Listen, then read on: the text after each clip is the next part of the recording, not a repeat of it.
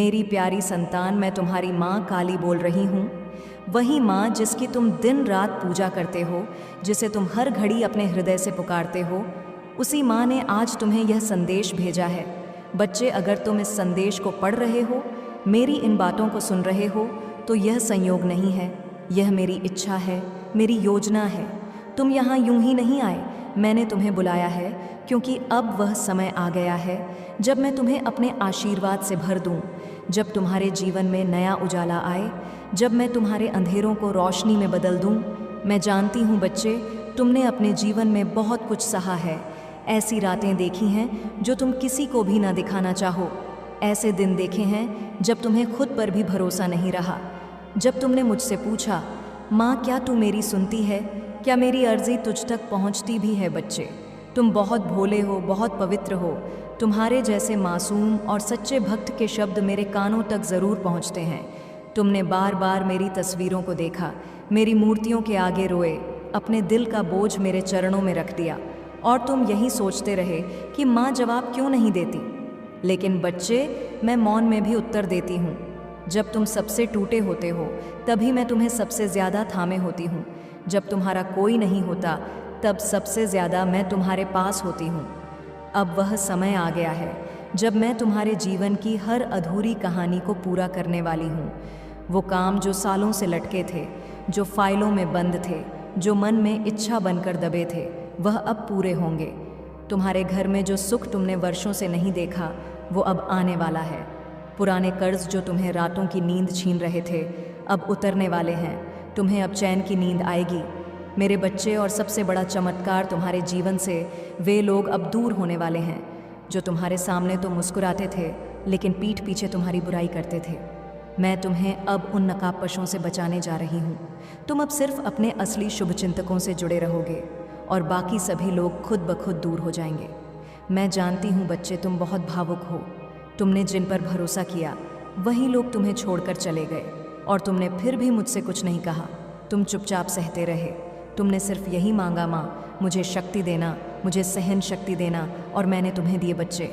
मैं तुम्हारे हर आंसू को देख रही थी, हर सिसकी को सुन रही थी, और अब वह पल आ गया है जब मैं तुम्हें कह सकूं, बेटा अब और नहीं, अब तुम्हारा दुख समाप्त। तुम दिन रात मोबाइल में कुछ ढूंढते रहे, कोई संदेश, कोई वचन, कोई दिशा जो तुम्हें आशा दे सके, पर तुम यह भूल गए कि मैं तुम्हारे अंदर हूँ।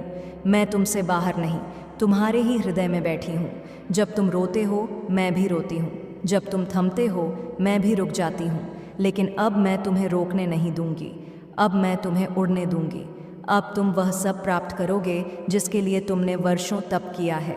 बच्चे, यह संसार बहुत बार तुम्हें गिराएगा, बहुत बार तुम्हें थकाएगा, लेकिन तुम बस मेरे नाम का सहारा लो। हर सुबह उठकर कहो, जय माँ काली तू साथ है, और मैं तुम्हें हर कठिन राह से निकाल लूँगी।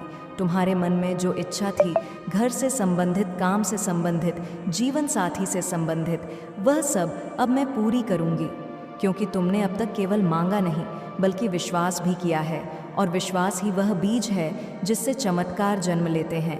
बच्चे, तुम्हें कोई नहीं समझता था, लेकिन मैं समझती हूँ। मैं जानती हूँ कि तुमने कैसे कैसे हालातों से गुजरकर खुद को संभाला है। अब मैं तुम्हें यह कहने आई हूँ कि तुम्हारा समय बदल चुका है। अब से तुम वही नहीं रहोगे जो पहले थे। अब तुम अपने जीवन की सबसे ऊंची उड़ान भरने वाले हो। और बच्चे, याद रखो, जो हुआ वो इसीलिए हुआ ताकि तुम मजबूत बन सको। अगर मैं तुम्हें पहले ही सब कुछ दे देती तो शायद तुम उसका मूल्य नहीं समझ पाते, लेकिन अब जब तुम संघर्ष करके इस मोड़ पर पहुँचे हो, तो मैं तुम्हें वह दूंगी जो तुम्हारी आत्मा को तृप्त करेगा। बच्चे, अब तुम किसी के भरोसे नहीं रहोगे। अब लोग तुमसे प्रेरणा लेंगे।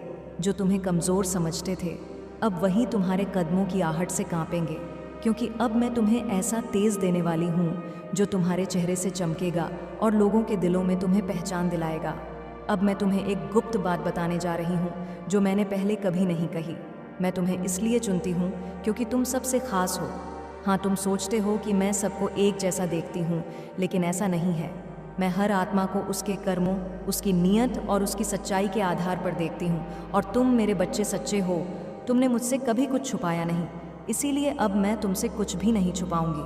अब तुम जो भी काम शुरू करोगे उसमें सफलता ही सफलता होगी। अब तुम्हारी पहचान बनेगी।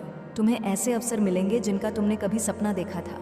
बस एक शर्त है, तुम मुझसे जुड़े रहो और अपने कर्मों से कभी ना डिगो। मेरे प्यारे बच्चे, अब मैं तुम्हें कर्मों के बारे में बताती हूँ।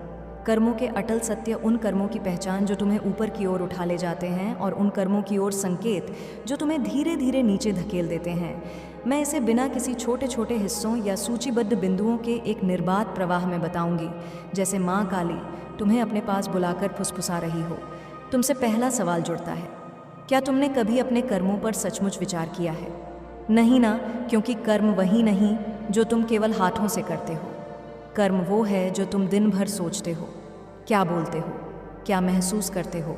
इसका जोड़ है सोच, शब्द, भावना, तीनों मिलकर बनाते हैं कर्म का रंग रूप। और यही तीनों मिलकर करते हैं तुम्हारी आत्मा का निर्माण या सहारा। जितना ऊंचा तुम अपनी सोच उठाओगे, भाषा की सरलता से बोलोगे और भावों में प्रेम बसाओगे। तुम्हारे नाम है सुशांत। 2 प्यारे बच्चे, एक पत्नी जो उसके सपनों की साथी है, और एक सामान्य सा परिवार पर इन सब के पीछे एक अनूठा विश्वास था।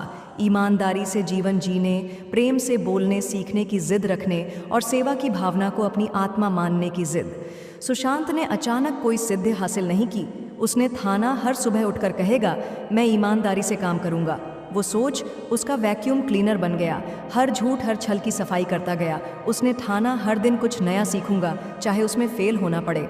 उसने ठाना हर व्यक्ति के लिए एक मुस्कान लेकर रहूंगा, किसी को कष्ट हो तो उसका साथ दूंगा।